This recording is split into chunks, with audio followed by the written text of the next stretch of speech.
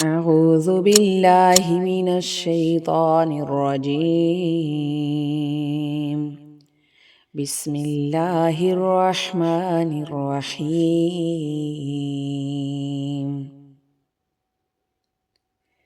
يا أيها الذين آمنوا إذا لقيتم فئة فاثبتوا واذكروا الله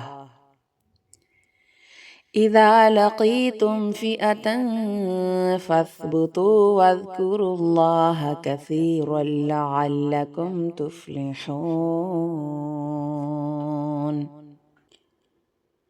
وأطيعوا الله ورسوله ولا تنازعوا فتفشلوا وتذهب ريحكم واصبروا إن الله مع الصابرين.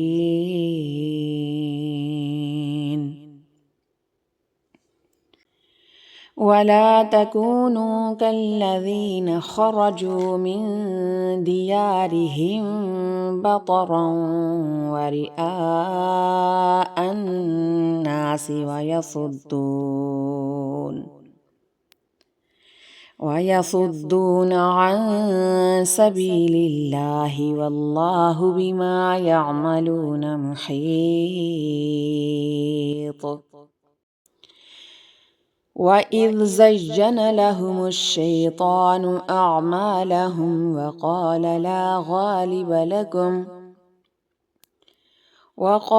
لا غالب لكم اليوم من الناس وإني جار لكم فلما تراءت الفئتان نكص على عقبيه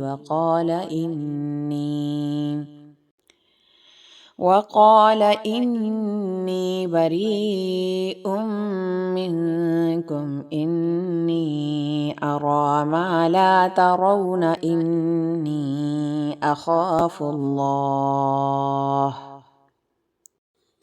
والله شديد العقاب.